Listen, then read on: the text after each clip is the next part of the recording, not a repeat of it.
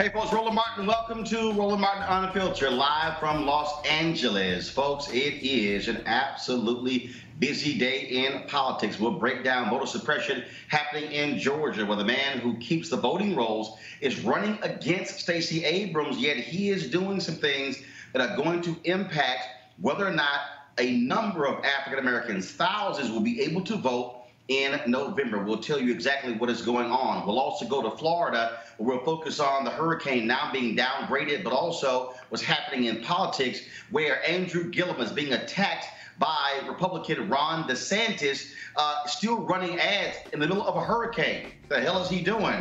Plus, DeSantis, we now know he authored a book where he pretty much said slavery really wasn't that big of a deal. Last night, Donald Trump lied his ass off again at a rally about black people loving him and how he's done so much for African Americans. Then he writes this opinion piece in USA Today that is an absolute joke. Lies, lies, lies, lies, lies. We'll break it down with Trump Lives Matter. Also, Attorney General Jefferson Beauregard Sessions, he's back at it again, telling Chicago cops, hey, let's get rid of that consent decree. We'll talk to activists in Chicago about that as well. Plus, if the Democrats catch that blue wave, some black members of Congress will be chairs of major committees. We'll tell you exactly what is going to take place when it comes to that. Folks, it's time to bring the funk. I'm Roland Martin Unfiltered. Let's go. Whatever the biz, he's on it. Whatever it is, he's got the scoop, the fact, the find. And when it breaks, he's right on time and it's rolling. Best believe he's knowing. Putting it down from sports to news to politics. With entertainment just for kicks, he's rolling. It's on go, y'all. It's Roland Martin, yeah. Rolling with Roland now. He's funky, he's fresh, he's real, the best, you know he's Roland Martin now.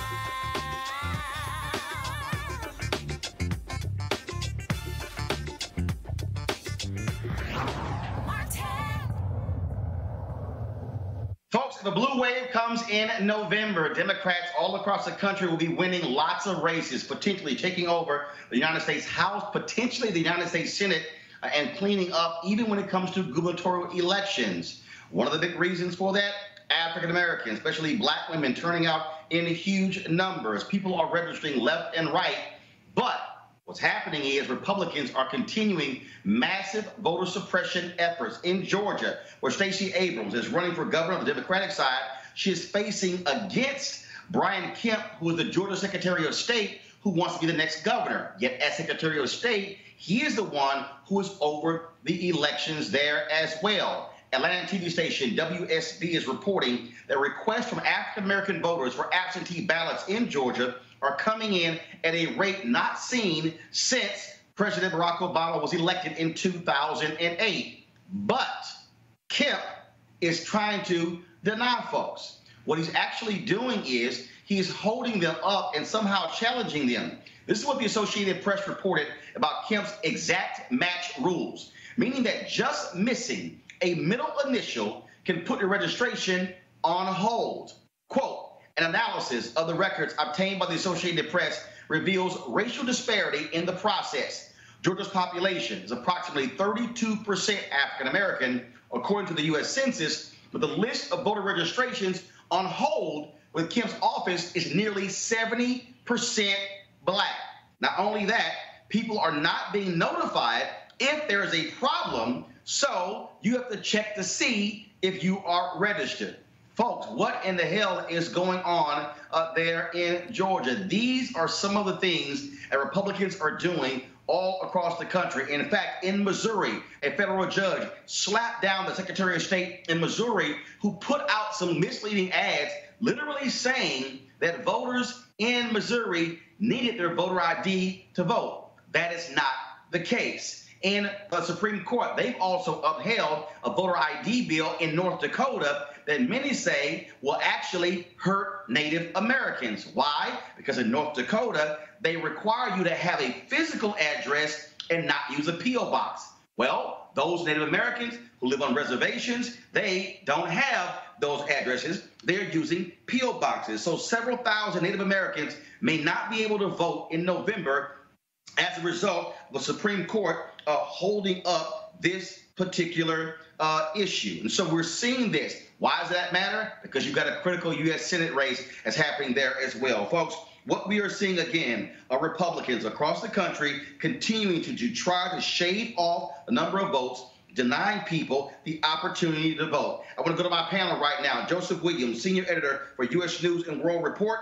Barbara Arnwine, founder and president of the Transformative Justice League. Dr. Cleo Monago, a socio-political analyst and activist. Joseph, I want to go to you first. Again, we're seeing what Republicans have done since Obama was elected in 2008. We saw it in North Carolina, in Mississippi, in Texas, in Florida, in Alabama. Now we're seeing it in Georgia. We're seeing it in Missouri. We're seeing it in North Dakota. They want to deny people the opportunity to vote. Well, it's not a surprise, actually. You talk about how it went back to President Obama. It goes back even further than that. Carol Anderson, an academic at Emory University, wrote a book about it where she talks about how this voter suppression campaign stretches all the way back to the 1890s in Reconstruction.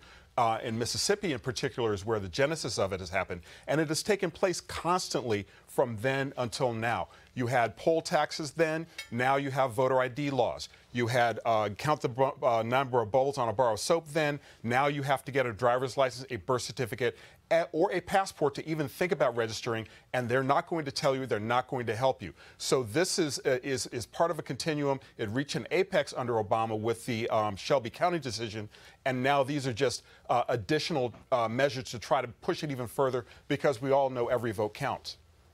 And Barbara, because what we're seeing, to Joseph's point, because the Supreme Court made that particular ruling, when it came to Shelby v. Holder, those states are no longer required to do preclearance. So they can do anything they want when it comes to changing their voting procedures, and they don't have to worry about the Department of Justice weighing in. Because you have Jeff Sessions as the Attorney General, and everybody be very clear, that whole act that you saw, happening with Lindsey Graham in South Carolina is because he is on deck to become the next Attorney General after the midterm elections. So we got to be very clear that when it comes to the Department of Justice, there is no justice to be found for African Americans seeking equality at the voting place, seeking no non-discriminatory voting rights. So what I want everyone to remember, is that it's not just the Supreme Court. In 2011, I unveiled the map of shame that showed all the states, over 40 states at that point, that were entertaining some kind of form of voter suppression measure. It's because in 2010, 25 million people who voted in 2008 did not vote midterm. That's why people need to know that the midterm elections are critical, Roland. Cleo, again, we have seen the games Republicans have played for a long time. And again, what they desperately need is to shrink the electorate, shave off several thousand votes because they are afraid that America is becoming more black and brown. Well, what concerns me is that, as you just said, they were doing it a long time. And my question keeps being, why don't we anticipate this and do what we can to block the likes of Kemp in terms of his activity much before the election, knowing how the Republicans can operate? Stacey is doing really well in Georgia. I mean, everywhere you drive around, her signs are up, and they're really, really nervous because they usually control it on the state level. So we should expect this. George Bush did this in Ohio, in the Midwest. This is not a surprise. What are we going to do going forward and immediately to prevent this, to anticipate knowing what they always do? Well, here's what needs to happen is what State Representative Alicia Reese is trying to do in Ohio. Change the state constitution to have a voter bill of rights as opposed to every 2 or 4 years trying to go to the courts to change these things. We're seeing the ballot initiative in Florida. That's about polling at about 72% to give formerly incarcerated folks the right to vote. She has been desperate to get Democrats, to get progressives, to get these billionaires to fund this initiative because it's already been certified. If they can get the 330,000 signatures needed to put on the petitions, get it certified, they can put it on the ballot. Unless we begin to say, fine, the Supreme Court not going to do their part. If you change the state constitutions, Barbara, and I know that's expensive, I know it's difficult, but if you change the state constitutions and you put in the state constitutions the affirmative right to vote, which does not exist in the U.S. Constitution, then we're not dealing with these same games being played by Republicans. And absolutely. And that fight is not only, in Ohio and other states, but Michigan. They have Promote the Vote, where they are pushing, for their state constitution and for their legislative requirements, greater access to the ballot box. These are, our efforts. When you were talking about and you mentioned the absentee voting flood that is happening in Georgia, that is activists on the ground. I've been working with them who are doing that work. They're having what they call pews to the polls. So they're at churches where people are filling out their absentee ballots and they're helping people to make sure they do them right and get them in the mail. So we know that our fight right now is against, all of this voter suppression, but it's for better, voting rights, including automatic voter registration. If you have AVR, as 13 states do, mostly white states, predominantly white states, but if you had automatic voter registration, 90% of your problems go away. So that's, one of the big things. Same-day voter registration is absolutely key. Online voter registration, right now, just think about it. Yesterday, 15 states closed out their voter registration. And of that 15, 4 people had almost zero options on the last day because all they could do is try to download a form and put it in the mail. It had to be postmarked that day. What people who had online voter registration could register all the way up until 11:59 p.m. That's what we're talking about. We're talking about really changing the dynamic where people don't see this as just an electoral battle, that we create permanent infrastructure where our whole battle is 24/7, 365 days a week, where our children don't only go to church and just attend, something called Bible study, but they do freedom school study. So they know what it means to vote and why the vote is so important to our freedom. But what, if anything, on a policy level can the Congressional Black Caucus do in terms of a policy to minimize these interruptions of a democratic process? They can't, because the problem here is that by the Supreme Court and Shelby B. Holder pretty much gutting this Voting Rights Act, you no longer have the pre-clearance requirements. The Congressional Black Caucus can't do anything because you have a Republican, Sensenbrenner, who is from Wisconsin. Even though he has a bill many CBC members don't like, he at least is saying, the Supreme Court said Congress needs to fix the formula because it's outdated. Sensenbrenner, Republican, put forth a bill. He had about 10 or 12 co-sponsors 2 Congresses ago. This current Congress, he's got 3 or 4. So Republicans are like, we don't want this. They have no effort. You have Bob Goodlatte of Virginia, who chairs a House Judiciary Committee, does not want to call any hearings. You don't see the Senate Judiciary calling any hearings. Republicans don't want to change the Voting Rights Act. They don't want to improve it. And so since that's the case, we cannot depend on the Supreme Court.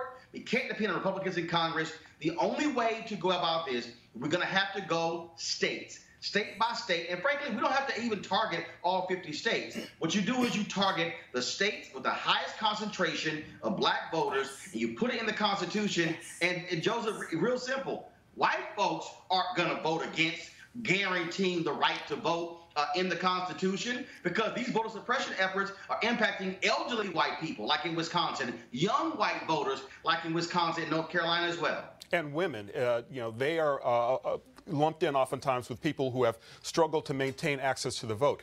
What you're saying, Roland, is 100% correct. You can't depend on Congress at this moment. Until things flip, nothing's going to change. The second thing is you have a very real threat in Supreme Court Justice Brett Kavanaugh, who, with Supreme Court Chief Justice John Roberts, both worked together in justice departments to repress the vote under Nixon and under Bush and under Reagan to a degree. So what you also have now are volunteer squads that are going state to state to register people who help them get the documents that they need, help them get the kind of access to the polls that you're talking about. The problem here also, it's a great setup, but the problem here is money.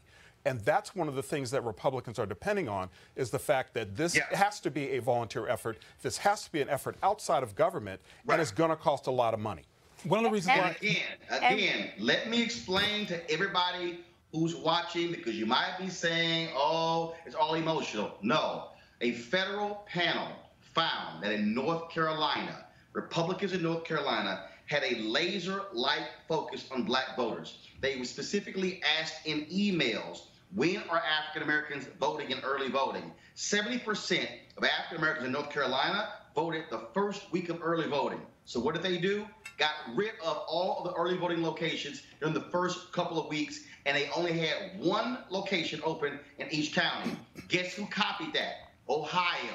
Other states saw it. So what Republicans are doing, Barbara, and I got about 45 seconds before I go to the next topic. What Republicans are doing is that they are finding, they're threading that needle. They're finding the legal ways to shave off 5,000, 10,000, 15, 20, 30, 40,000. And then all of a sudden you look up, we know from the studies, upwards of 200,000 people in Wisconsin were impacted by their voter ID. And in the last election, a federal judge called in Governor Scott Walker, even though the Obama Department of Justice okayed their voter ID and said, why are you dragging your feet issuing voter IDs? So even though they got the law approved by DOJ, they still were dragging their feet in delivering the IDs because they did not want those folks to vote. Barbara, final comment before I go to the next topic. Yes, and the most important thing for us to know is that you can only win, as Reverend Jesse Jackson says, if you fight. And the reality is that we have been overcoming and beating them at this game when we organize, when we fight, when we turn out, when our churches do what they need to do, when our civic groups need what they need to do, when everybody who's listening does and watching does what you need to do. This is our fight. This is our moment. This is our time. We got to seize the moment. All right, folks, let's move over to Florida, where there's a major hurricane that's already had landfall hitting the Florida Panhandle, the worst it has been hit since the 1800s. Winds gusting 110 miles an hour, and of course, tides about 13 feet than normal. You also have, of course, what is happening there, a political storm in Florida, where you have huge campaigns taking there. First, the right to restore the voting rights of those who formerly incarcerated. A Senate race pitting Governor Rick Scott, against, of course, longtime Senator Bill Nelson. Then you have, of course, the race to replace Scott as governor. Ron DeSantis, former member of the U.S. Congress, as well as Tallahassee Mayor Andrew Gillum. Now, Gillum suspended campaigning to focus on the hurricane, but the Florida GOP thought it was still a good idea to run this ad. After the hurricane, we had no electricity for over a week. Utility companies lined up trucks to restore power. But as mayor, Andrew Gillum refused help from workers. The trucks just sat while people suffered. Incompetence or extreme politics? I don't know. But leaders are supposed to help people in tough times. And Andrew Gillum, he didn't help us. He failed us. First of all, Joseph, I want to go to you first. How despicable. Normally, when you have a major event like a hurricane, political campaigns actually suspend their commercials. For the Florida GOP to run that ad when a hurricane is on its way is shameful. They have been getting criticized, folks all over Florida, saying, how dare you even do such a thing. I even saw a tweet from Elise Jordan, who is a Republican contributor to MSNBC, who also criticized that. These are the games that Florida Republicans are playing. You're attacking a guy about a hurricane when a hurricane is hitting the state as we speak. That's not leadership. No, it's not leadership, but it also is indicative of what we've become or what we've reached in terms of the Republican Party. Again, part of a continuum. Stuff that used to be despicable and abnormal isn't anymore. Stuff that used to be behind the scenes is now out in the open. So it doesn't surprise me that they would run this ad. It also doesn't surprise me that people would criticize them. But what also, the third thing that doesn't surprise me is the fact that they probably really don't care. At this point, it's about holding on to power. At this point, any means necessary, anything we have to do to hold on to the power. And that, again, stretches back to the whole voting rights issue that we were talking about, excuse me, about the fact that you're willing to cheat to win because you know the numbers are not on your side, the trends aren't on your side, and history is not going to be on your side. So the ad itself is not mind-boggling to me. What is mind-boggling is the fact that we're even talking about them having done such a thing. All right, the Super Black, I know you're going to appreciate this here. Ron DeSantis, of course, began his campaign using the phrase monkeying around with referring to his black opponent, Mayor Andrew Gillum. But now Gillum has something else. It turns out that Ron DeSantis in 2011 wrote a book called Dreams from Our Founding Fathers, where he attacked President Barack Obama. And this is what DeSantis wrote about slavery. Quote, some of the notorious compromises that demonstrated a toleration of slavery, such as the federal ratio, which allowed the slave-holding states to count 5 slaves as the equivalent of 3 free citizens, were even thought to be necessary to ensure ratification. And check this out. Counting slaves as less than a full person for purposes of representation benefited anti-slavery states.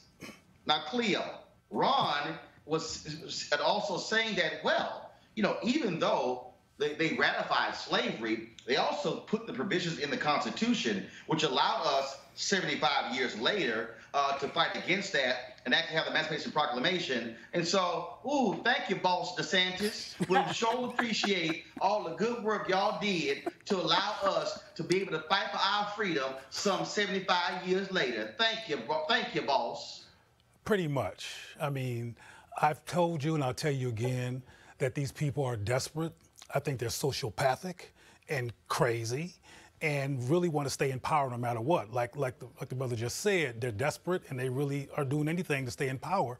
So, I mean, what else can be said? This is not surprising at all that this guy had this perspective, at least as out there. Many of them don't have a published book that actually puts their perspectives on Front Street. Many of them feel this way, but I don't really believe they're thinking or saying about black people in terms of inferiority is how they really feel. It's just a smokescreen so they can keep the myth of their superiority in place and for the rest of us to fall forward. But none of this is surprising, not at all. And Barbara, again, this is the guy who wants to be the governor for all citizens in the state of Florida. Yes, and we know that this whole fight to preserve and to promote, you know, white supremacist patriarchy in the United States is, you know, this is what this fight about, you know, with some layering of autocrats, you know, for an autocratic, you know, state on top of it.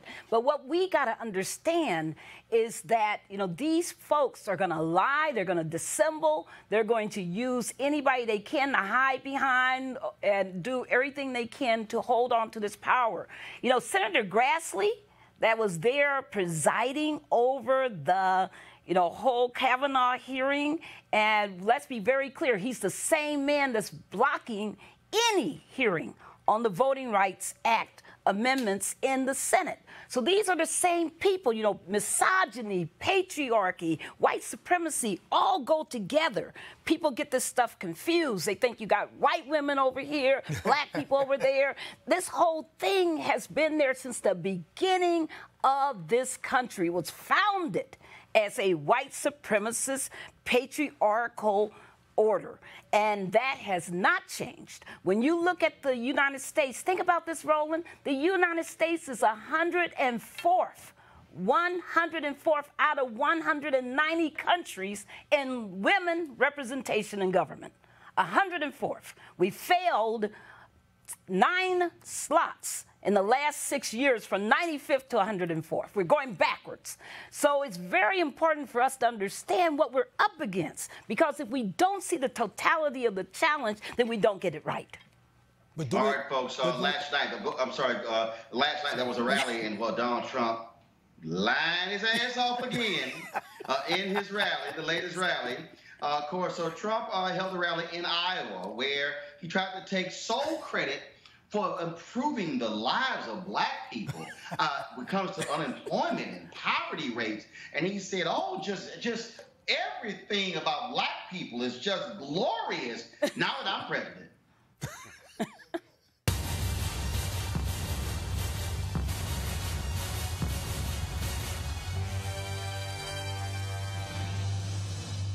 American unemployment has reached its lowest rate ever recorded in the history of our country. And African American poverty has reached its lowest rate ever recorded.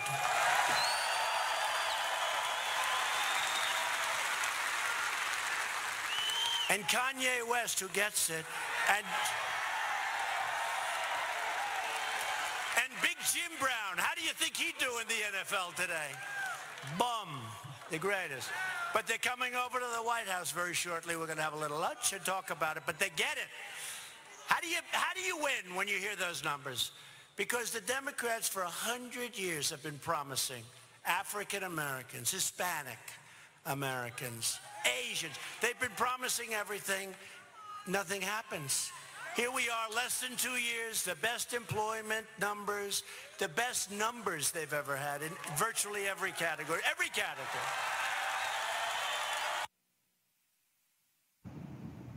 Okay, y'all. If you want to see what a lying white man looks like, that's Donald Trump. Okay, first and foremost, he said every category, black folks are doing better. Y'all, black home ownership rate hit a high of about 60.9% in the 2000s.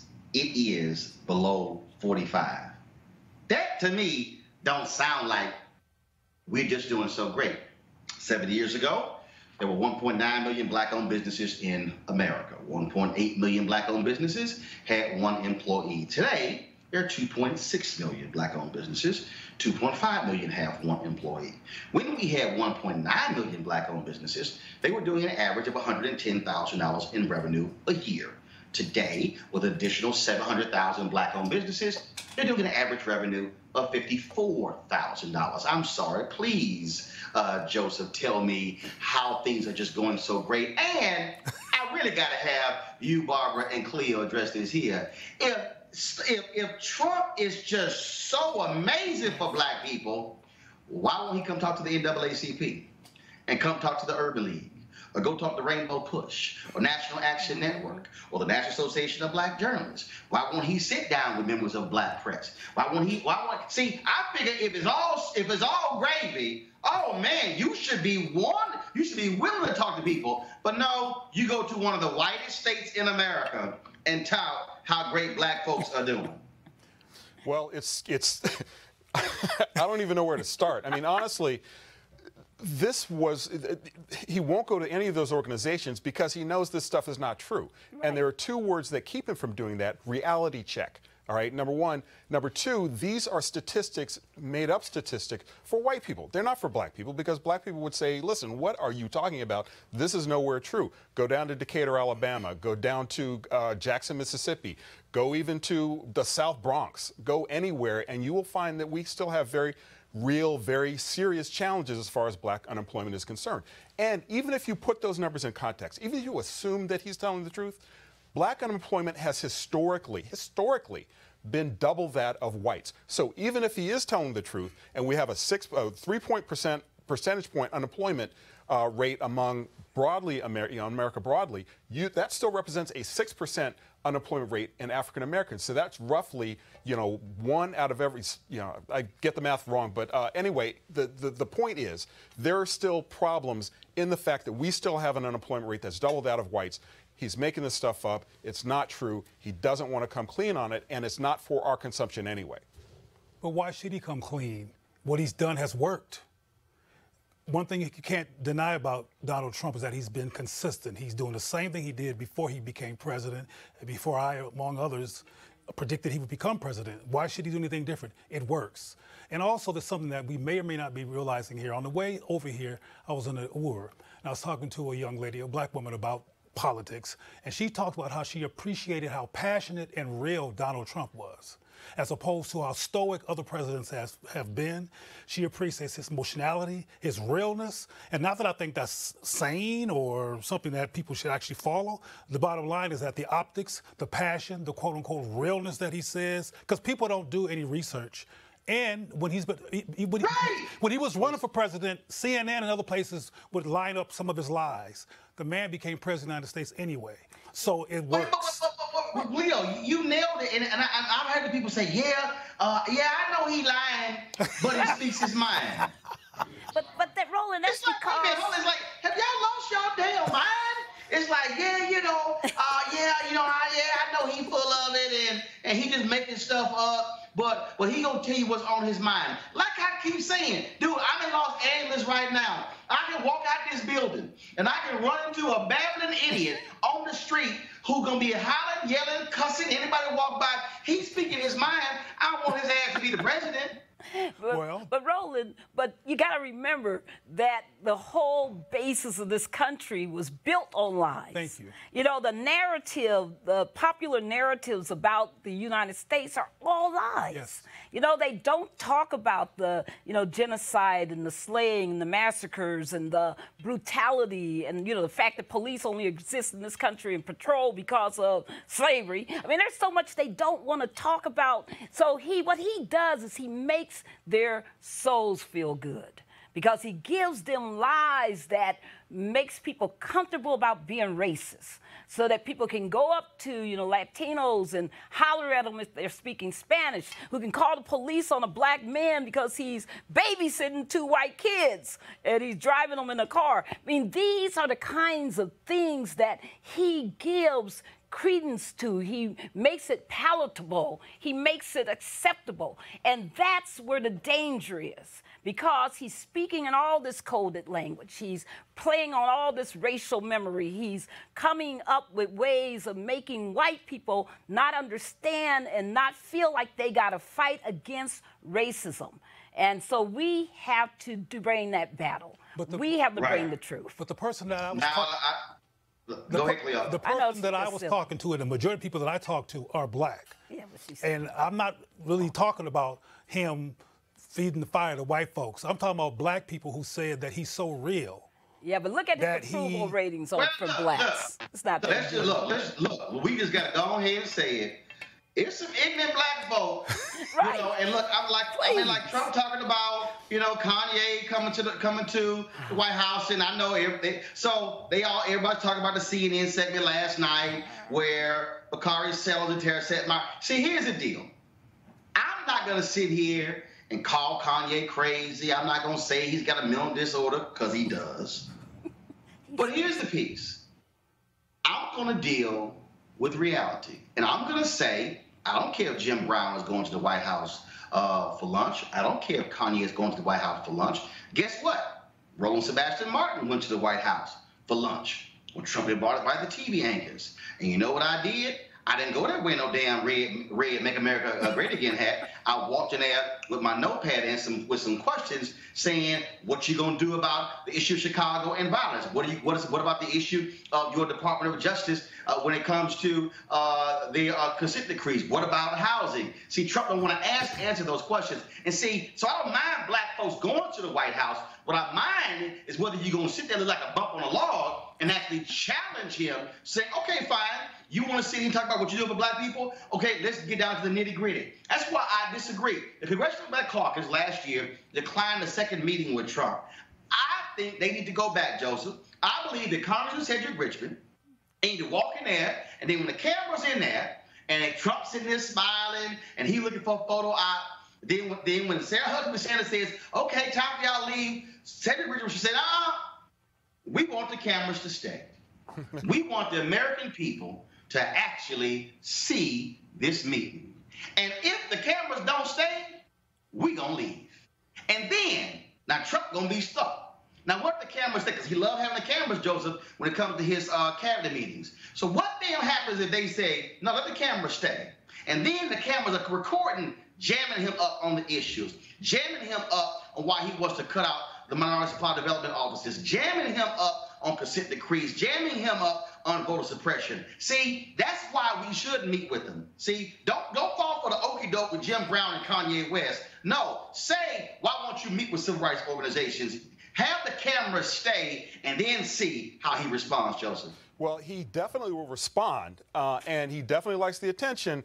The response is probably not what he would want to do, and he probably would deliver some kind of a platitude that would disappear in the ether as soon as the camera stopped. So we know that he does like attention. We know that he can be pressed on the issues. If he's not prepared, that's the sweet spot where you get some real traction on some of the issues. Now, he never will. And I'm gonna tell you what you don't get. I don't know about that. I'm unfamiliar with that. And then they'll be looking around like, oh, that wasn't on the agenda. No, see. But he doesn't. He doesn't like to look bad. So if that doesn't. My point is, if you're the Black Caucus, don't send a letter saying we're not going to meet. Say no. We welcome a meeting. Well, we love. But to Roland, meet. part of the problem is that people got to remember what we're talking about, this leadership, the lack of thereof. Mm-hmm. That this man, you can meet with him all you want to. He can make all the promises he wants to. He can have all his cabinet there and make the promises. And then you walk away and he flips his mind the next day. You know, we got to talk about the fact that this is not a true leader. Barbara, we know that. But the point I'm making is this here. If the cameras are there, this is not a rally. This is not a news conference. This is not him sitting at his desk. This is him having to answer the questions right there, and they say, no. I need you to answer the question.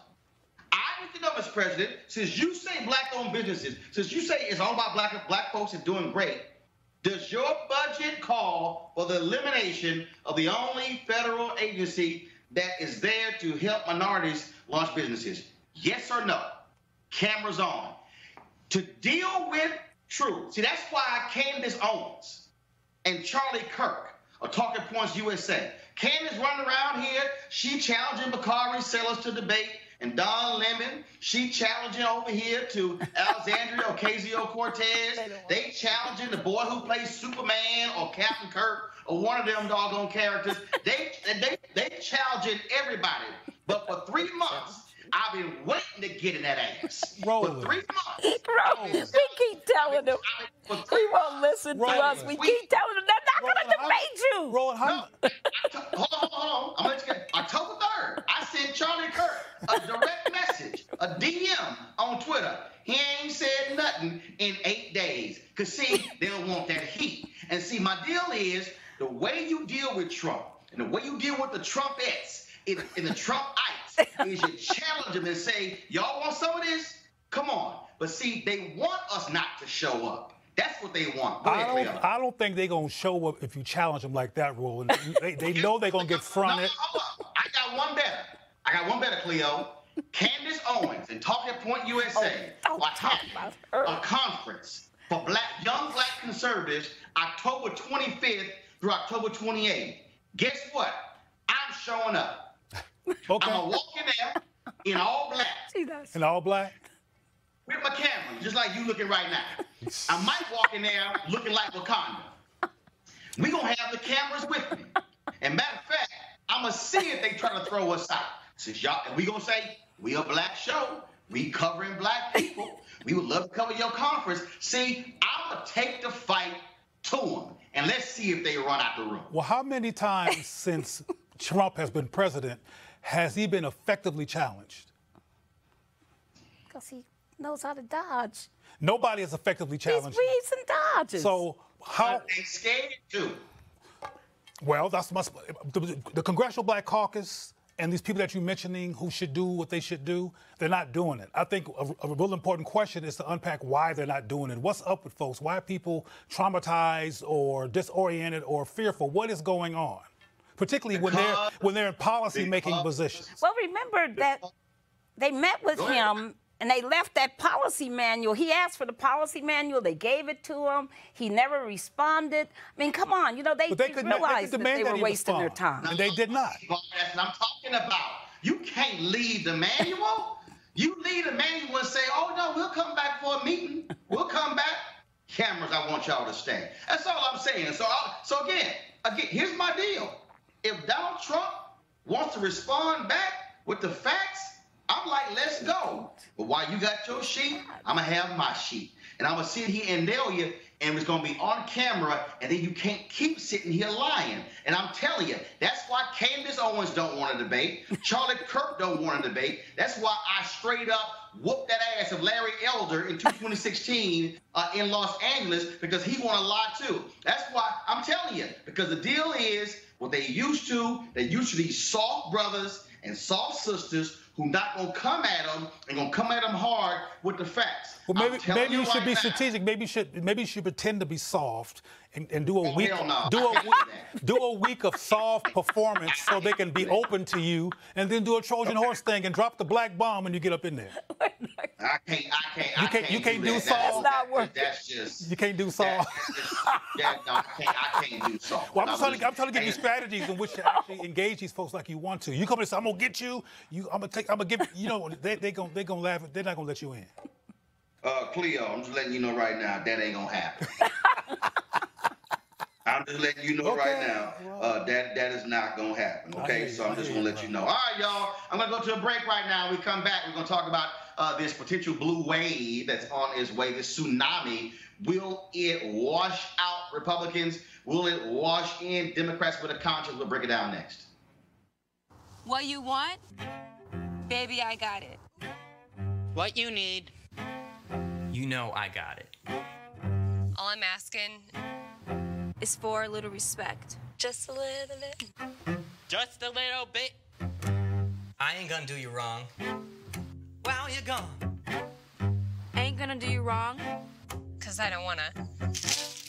All I'm asking Is for a little respect. Just a little bit.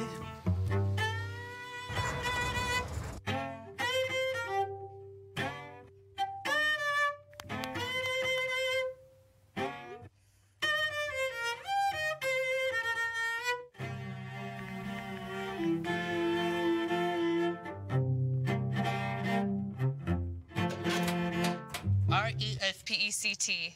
Find out What it means to me. R-E-S. P-E-C-T.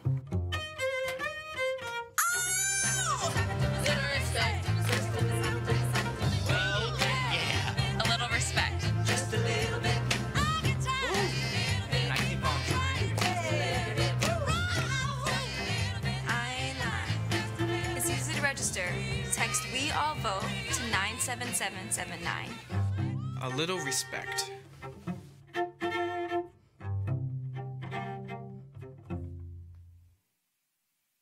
All right, y'all. Well, Beauregard Sessions, he's at it again. Jeff Beauregard Sessions is going to file an appeal in federal court opposing the proposed court order that would force sweeping changes in the Chicago Police Department. Now, of course, Sessions is announcing this after Donald Trump went in front of a bunch of cops in Chicago and said, oh, we should make stop and frisk just national policy. Well, the city and Illinois Attorney General Lisa Madigan have submitted a proposed consent decree that will create tighter restrictions on the use of force, closer supervision of officers, and a more effective disciplinary system. But Sessions is like, nah, we don't really need these consent decrees. Joining us right now, of course, is Black Lives Matter Chicago chapter organizer, Aislinn Pulley. Aislinn, how you doing? I'm good. How are you? All right, so I just love this. I love Republicans who talk about local control. And here you have the city of Chicago agreeing with a consent decree, the attorney general agreeing with a consent decree, but now Republicans saying, no, we don't want to have that. What do you make of this? Well, I honestly, I think it's a response to the Van Dyke verdict.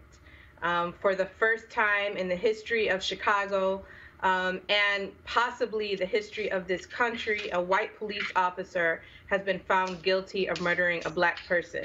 That is historic. That is 100% the result of grassroots organizing, of people being in the streets, of mothers and fathers refusing to be silent about the murders of their children. And that is what has gotten us to this moment. That is why the DOJ came to Chicago.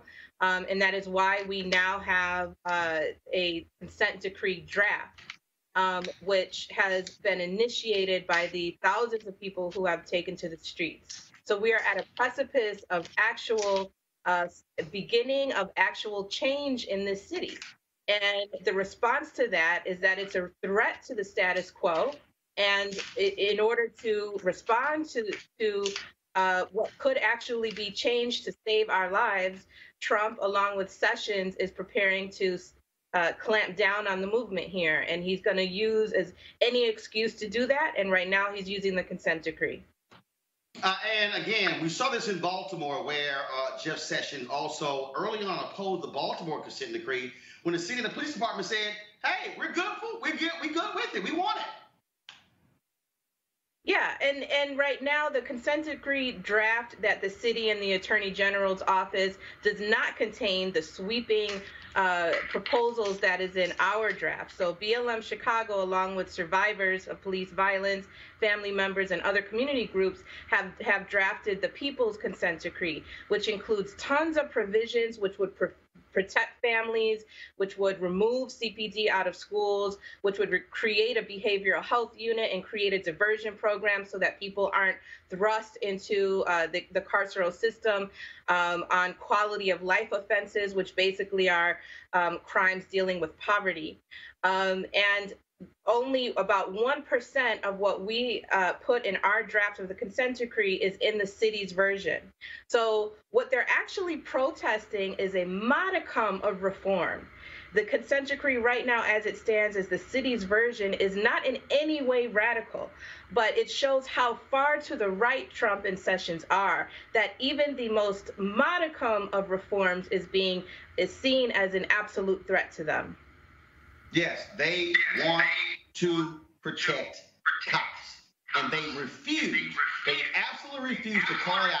And I can tell you that sitting at that table, I challenged Trump on that in terms of calling these cops out. Yeah, 100%. And what they're really preparing to do is to fight back to reestablish full police impunity. Right now in the city of Chicago, we are challenging that. We are trying to overturn the fact that CPD has run rampant. Since the 50s, CPD has been torturing and occupying our communities. John Burge just died a week and a half ago. He was the former police commander that tortured over 120 black men from 1970 to 1990 and was never held accountable for that. He just died a week and a half ago. Last Friday, we have the first conviction of a white police officer ever in the history of this city. What they are trying to do is overturn this work that we have been doing on the street and that has come through the blood, sweat, and tears of the thousands of people that we have lost to police violence. Well, first of all, I certainly hope y'all will continue to put the pressure on them because that is critically important. Aislinn Pulley, we surely appreciate it. Thank you so very much. Thank you. All right then, folks. Again, just quickly go to my panel here, and I want to start with you, Barbara. Again, this is an attorney general who does not care about the people. He is all about how do you protect rogue, thuggish cops. Absolutely. And that is what you do when you are imposing fascism. I mean, you got to be able to have your police, your law enforcement, that state machinery to be oppressive. And so these consent decrees, remember, it's not just Chicago, it's not just Baltimore. There's at least 20 that they are basically withdrawing from. And we can expect that actually what we're going to see is more leeway being given to police to engage in brutality, to engage in racial profiling, to engage in all of these methods that what they call promote black social control. You know, we need to just be aware that as long as these people are in office, as long as they have the majority, that's what they're going to be up to. Roland, you all right then. Go ahead, Phil. Go ahead. Roland, you said that they don't care about people, but they do care about people, not us. White people. They care about their people. Some. And they want to keep their people in power. They want to keep their people protected and defended and in place. And they want to keep black people a disposable population, a population that can be incarcerated, murdered, tortured, et cetera. They want to keep that dynamic going to protect their people. Right. I think we need to learn how to care about our people. They care about theirs. We should learn to care about ours and defend ours. Well, that's one of the reasons why we do all we can to make it clear to people why they must vote, why they must be engaged, and why they must be active. And speaking of that, I want to bring in our next guest because I earlier talked about this idea of what is happening politically in Florida, in Georgia, what potentially could happen when it comes to the U.S. House and the U.S. Senate, and that is what would happen if African Americans Again, turnout in massive numbers, but also Latinos. You're seeing white women running away from the Republican Party. You're seeing on the generic ballot, 14 points now, people will vote for a Democrat over a Republican. Joining us right now is Elliot Williams. He's a principal at the Raven Group, a public policy and communications firm there in Washington, D.C. Elliot, welcome to Roland Martin Unfiltered. We are looking at a situation where, again, understanding power, if Democrats take control of the United States House, and when you look at the numbers right now, Republicans are running scared. Before we get to the committees, I want to talk about this here. I know for a fact, because I've been talking to them, African Americans are going to make a play to become Speaker of the House. We can say right now that 3 different names that are out there. Congressman Jim Clyburn of South Carolina, Karen Bass, California. You heard Barbara Lee's name of California as well. Nancy Pelosi is going to have to deal with the fact, Elliot, that after this election, if things go the way they go now, the Congressional Black Caucus they already have the largest caucus on the Democratic side, but they may very well have anywhere from 52 to 56 black members of Congress. Right. That's a potent group of people. Right, and you also left out Hakeem Jeffries from New York. A number of people have talked about him potentially as, if not running for Speaker, one of the senior positions in House leadership there. Look, African Americans do represent a very strong portion of the Democratic caucus and certainly could challenge the Speaker or any of the other leadership roles. I mean, and I think we're going to talk about, my firm put out a report on diversity in the next Congress and the effect that number one, that people of color and LGBT individuals and women represent a significant portion of the Democratic caucus and will, play a huge role in the next Congress if the Democrats are in fact to take power. And when we talk about that, you're going to have, of course, CDC members who will be chairing critical committees, education and workforce, financial services, Congresswoman Maxine Waters, Bobby Scott on education and workforce, Homeland Security, Benny Thompson of Mississippi, oversight and government reform, Elijah Cummings of Maryland. Of course, he can't wait to subpoena Trump and his people. And also science, space, and technology, Eddie Bernice Johnson. Again, that's where power is held, and they will have the ability to call the Trump administration, different departments before Congress, demanding answers to many of the issues that the Republicans refuse to address. Yeah, now that's a function of oversight. But when you think about putting diverse people, African Americans, in position of leadership, it's not just that they're going to go after President Trump. They are bringing a perspective to the leadership of Congress that simply isn't there right now. And if you look at something like the Health, Education, and Workforce Committee, it's not just about schools. It's about underserved communities. It's about African American communities and the kinds of attention to issues that would be brought,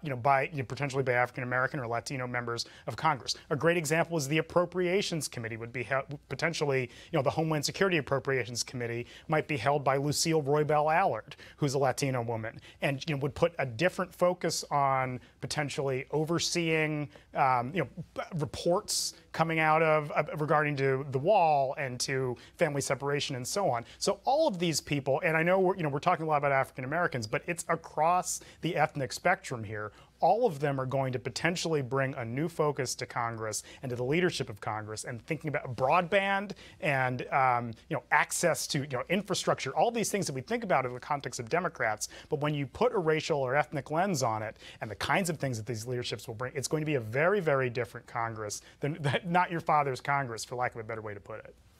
Last question for you, Elliot. Yeah. Again, we talk about how would you articulate this? Let's just say in 30 seconds. You're out here, you running up against somebody, and they're like, okay, you know what? I'm not really interested in voting. It's not going to make any difference. What do you say to them in 30 seconds?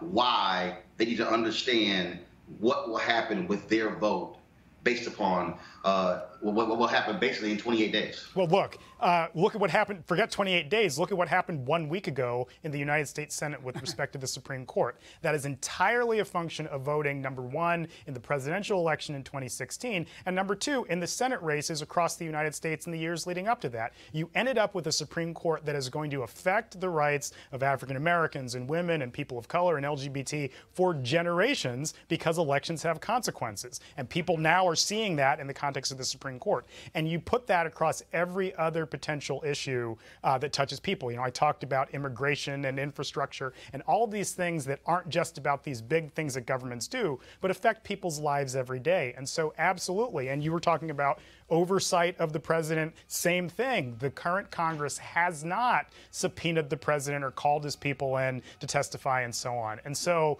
every possible issue that affects people, viewers of this show or just across America generally, it will be vastly different. And so the idea that your vote doesn't matter, it's, people need to get that out of their heads now, because and again, there's nothing clearer than it just happened on a national scale a week ago.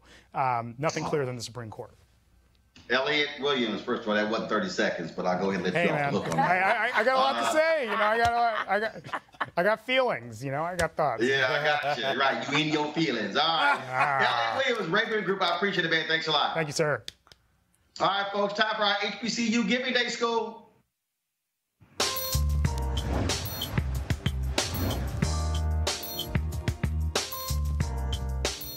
Shout out to Savannah State University, folks, founded in 1890, the oldest public historically black university in the state of Georgia. Of course, notable graduates include Shannon Sharp of Fox Sports. All right, folks, that is it. Roland Martin Unfiltered. Big shout out to Cleo Super Black Monago, Barbara Arnwine, as well as Joseph Williams. Thank you for joining us on our panel. And all the rest of our guests, thank you so very much.